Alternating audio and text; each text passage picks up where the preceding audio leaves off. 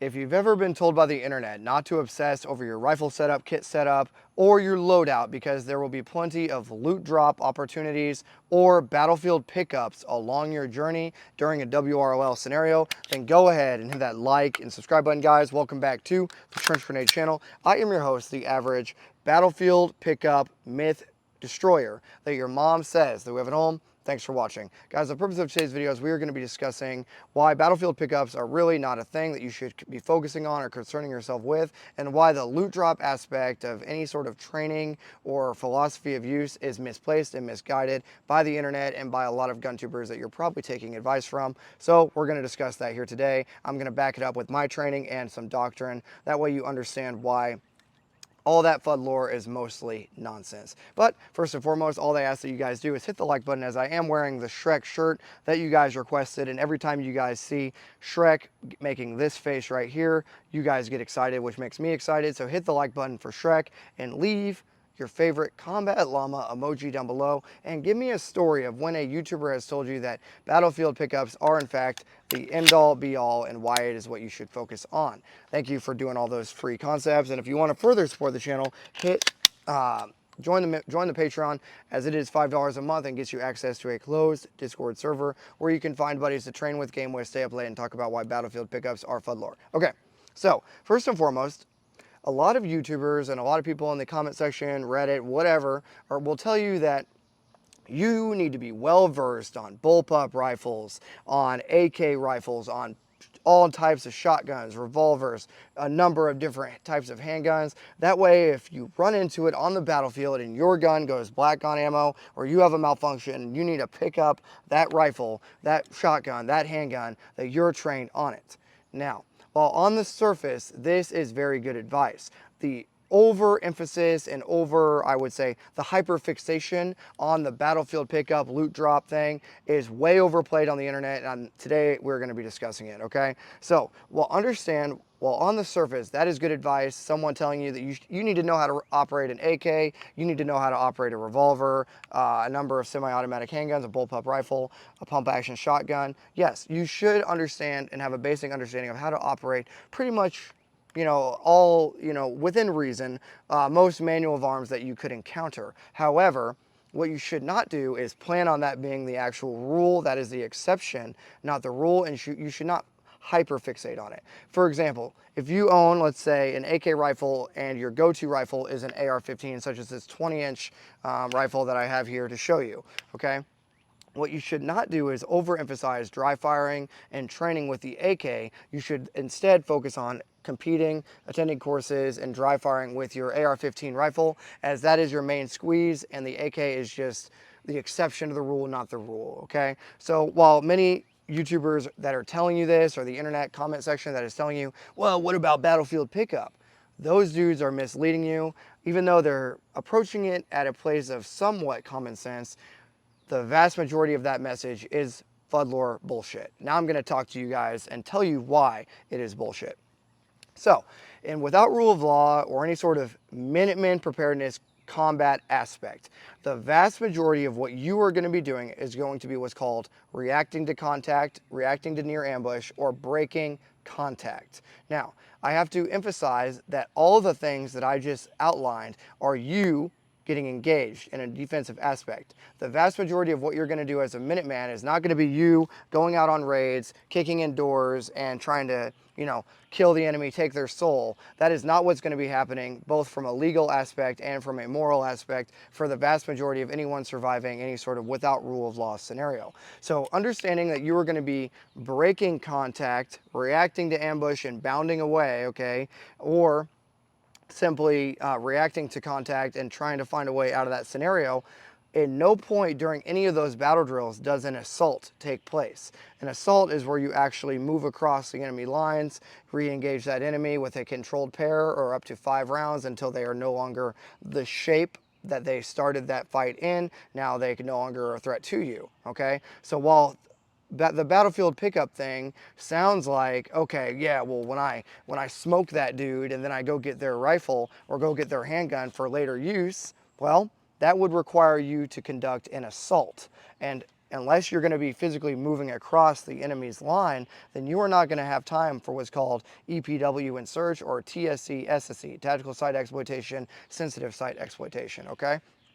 So there is the first reason why the battlefield pickup or the loot drop aspect of your plan goes out the window right away, because the vast majority of what you're going to be doing is reacting to contact, laying down a base of fire and bounding back, thus breaking contact, or reacting to ambush and breaking contact, right? And even in a reacted near ambush scenario, the last thing you're going to be worried about is topping off your magazines with enemy magazines or picking up an enemy weapon, because you're going to be still on the X and most likely dead or dying in that scenario if you're reacting to near ambush, okay? So that is the first major reason, is to do a loot drop or do a battlefield pickup, that would require you to assault the enemy and actually move across the enemy bodies and what's left of them, you to conduct a controlled pair or a 5-round group into them, thus making sure they're no longer a threat to you as you cross them, okay? So that is the first major reason why your plan is probably not a good one if you're relying on battlefield pickups and I'll just go take everybody else's stuff. Well, probably not a good look, right? Probably not a good tactical plan. Next thing I want to discuss is my training and why it is definitely not a good idea to incorporate loot drops or battlefield pickup during your planning phase. Now, I have to give a little bit of my pedigree or resume just for anyone that may come across this video for the first time on my channel. I've been in the infantry for 13 years. I'm a senior non-commissioned officer. I'm an instructor, drill sergeant, airborne qualified. I've filled the role of platoon sergeant, weapons squad leader, assault squad leader, and everything below that, okay?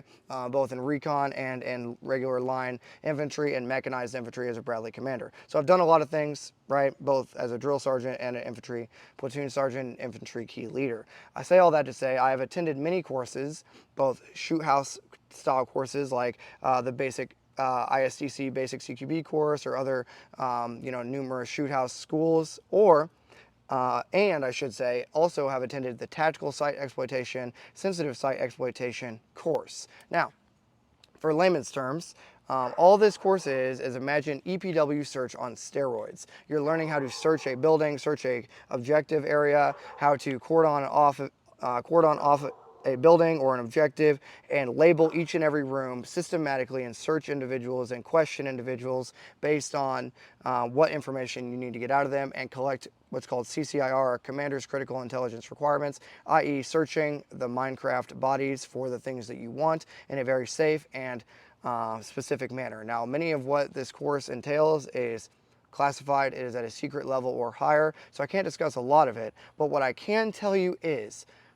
to play it into my argument for why battlefield pickups are not applicable, the cadre at this course, keep in mind my thoughts don't represent Department of Defense or the United States Army, but the cadre of this course do a very good job at simulating what you're going to discover as a TSE, SSE guy, searching a objective. And they will put in realistic, we'll just say, equipment that has been battlefield destroyed, okay? So what does that mean? Well, during the time that I went to the course, Afghanistan was in full swing, so they brought back a bunch of stuff, and they were able to mock up what an actual objective area would look like after being cleared by infantry dudes. Now, why is that important? Well, during a gunfight, during a real gunfight, anybody that is on the X that is not friendly and that you do not want to be a part of this world anymore is going to be shot up a lot. So if you think about any of the drone footage you've seen out of Ukraine, any of the body cam footage you've seen out of Ukraine, are dudes getting shot one time or are dudes getting shot 30 times?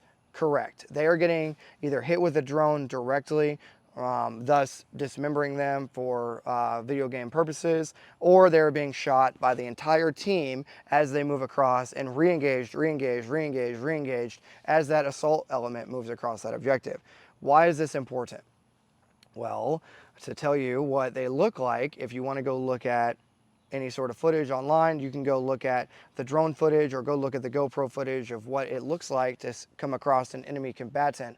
But needless to say, oftentimes their optics are out of commission, their weapon system itself has been shot up and is out of commission or is severely damaged. The person's kit has been basically destroyed as their sappy plates or ceramic plates have been engaged many, many times by that assaulting element.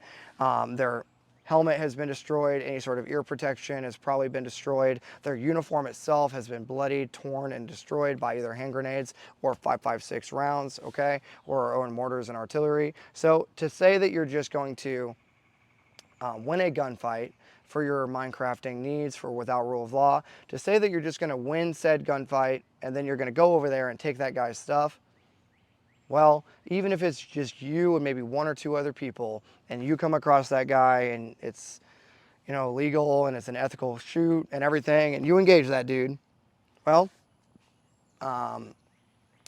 their helmet and their chest rig are probably going to be destroyed instantly, as well as any magazines on their front or whatever area you engage them from. So you need to keep in mind that the battlefield aspect does have the battle damage assessment or battlefield aspect does have a role in all of this, and to think that to just sit here on the internet and say, well, we're just going to go over there and take that guy's stuff.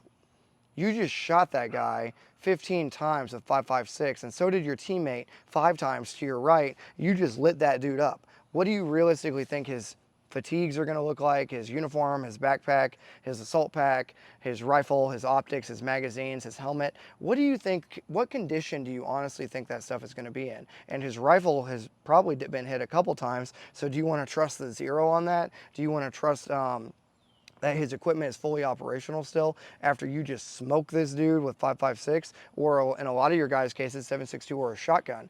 Let's imagine that. You know, dude is walking 20 meters away and you pound him 5 times with double-aught buckshot through your semi-automatic shotgun. What does that dude's physique look like, right? Post physique, and his physique is going to be destroyed, okay? So, taking some of my training from the tactical site exploitation, sensitive site exploitation course that I've been trained on, I'm just telling you that